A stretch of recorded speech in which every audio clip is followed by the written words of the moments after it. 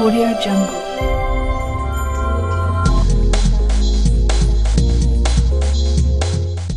En este videotutorial comprenderás qué es el subenfriamiento y dónde se produce en una máquina frigorífica de compresión mecánica. También verás cómo se mide y cómo se calcula. Mi nombre es Aurelio Cadenas y esto empieza ya. Como ya sabes, en el esquema de la imagen, el refrigerante en forma de vapor sobrecalentado entra en el condensador a la temperatura de 55 grados centígrados y empieza a enfriarse al tener contacto con el aire de ambiente que está a menor temperatura. Por tanto, el refrigerante cede calor sensible al propio aire de ambiente, que es el medio de enfriamiento. Una vez el refrigerante haya disminuido su temperatura hasta los 39 grados centígrados, está en estado de vapor saturado y comienza el cambio de fase a la presión de 9,9 bares absolutos de vapor a líquido progresivamente a temperatura constante de 39 grados centígrados, que es la temperatura de condensación, cediendo calor latente. Al circular el refrigerante en este tramo, va disminuyendo el porcentaje de vapor y aumentando el de líquido hasta llegar al estado de líquido saturado.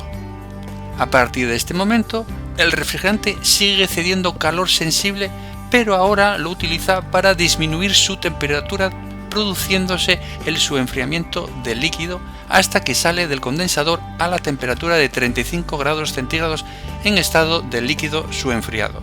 Así pues, el subenfriamiento en el condensador es el descenso de temperatura que experimenta el refrigerante desde que termina de condensarse hasta que sale del condensador. El subenfriamiento en el condensador te va a servir para determinar con precisión la carga correcta de refrigerante en una máquina. 0 grados de subenfriamiento en el condensador te indicará que el sistema le falta refrigerante y se formarán burbujas de vapor en la línea de líquido. El refrigerante, al salir del condensador, circula por la tubería de líquido hasta llegar al dispositivo de expansión. Resulta que esta tubería no se encuentra aislada y el refrigerante, al tener una temperatura superior al aire de ambiente, sigue cediendo calor sensible y por tanto disminuye su temperatura, produciéndose el subenfriamiento en dicha tubería.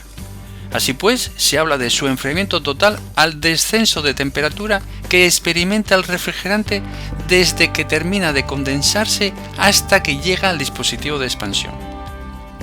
En la imagen aparece un manifold electrónico para medir el subenfriamiento. Este tipo de instrumento te proporciona directamente el valor del subenfriamiento.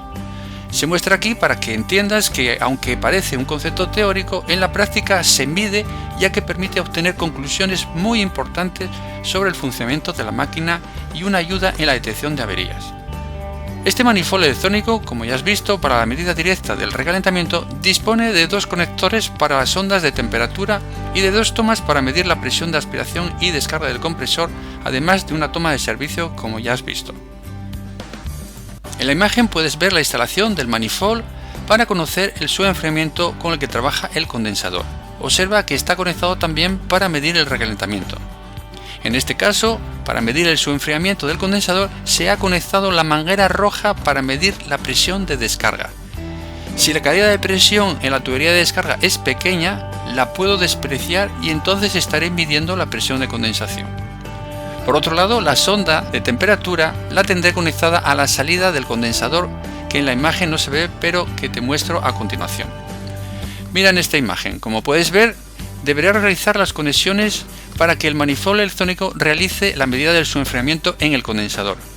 Como puedes ver, la sonda de temperatura va colocada, como te he dicho, a la salida del condensador para medir la temperatura en este punto, y para medir la presión de condensación la he colocado la toma roja de presión de alta en la línea de descarga. Esto se hace siempre y cuando la caída de presión en la tubería de descarga sea pequeña y se pueda despreciar. De lo contrario, deberías de colocar la toma de presión lo más cerca posible del condensador, preferiblemente a su salida.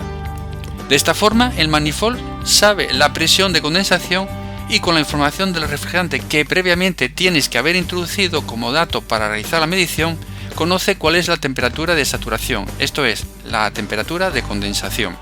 Por lo tanto, con la temperatura de condensación y la lectura efectuada por la sonda de temperatura a la salida del condensador, hace la diferencia para calcular el subenfriamiento.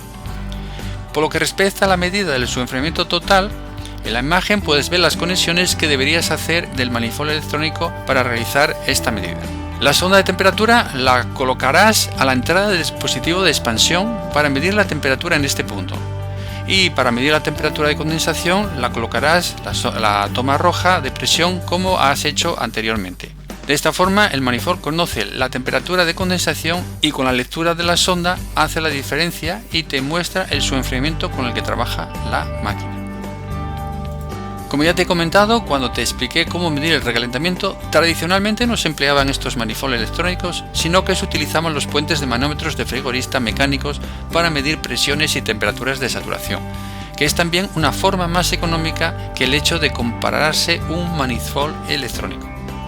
Recuerda que el manómetro de frigorista incorpora escalas de temperatura para distintos refrigerantes, por lo que para una presión dada conoces la temperatura de saturación correspondiente. Esto es, si mides la presión de condensación, conocerás la temperatura a la que está condensando. Si utilizas un puente de manómetros o un manómetro para medir el subenfriamiento total, deberás también utilizar un termómetro. Recuerda, los manómetros no miden temperatura. Procederás de forma similar a como hiciste con el método temperatura-presión para el recalentamiento, pero ahora en el lado de alta presión. Para ello, mides con un termómetro la temperatura del refrigerante a la entrada del dispositivo de expansión.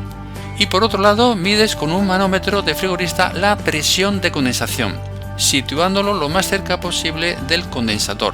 No obstante, si la pérdida de presión en la tubería de descarga es despreciable, por ejemplo, para el R134A con una variación de 0,1 bares, supone una variación de 0,4 grados centígrados de temperatura sobre los 9 bares, como es el caso de la imagen que te estoy mostrando. Podrías colocar un manómetro a la salida del compresor, como he realizado en este caso, y la diferencia en el error del cálculo serían de 0,4 grados.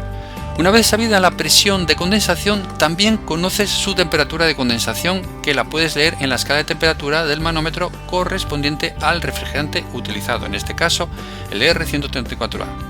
Por lo tanto, el subenfriamiento total será la resta de la temperatura de condensación, 39,5 grados, menos la temperatura a la entrada de la válvula de expansión, 30,5 grados centígrados, resultando 9 grados de subenfriamiento total. Para medir el subenfriamiento en el condensador, la temperatura del refrigerante en estado líquido a la salida del condensador debes medirla mediante un termómetro. Por otro lado, la temperatura de condensación igual que antes. Así pues, el subenfriamiento del condensador será la resta de la temperatura de condensación, 39,5 grados centígrados, menos la temperatura a la salida del condensador, 34,5 grados centígrados, resultando 5 grados de subenfriamiento en el condensador.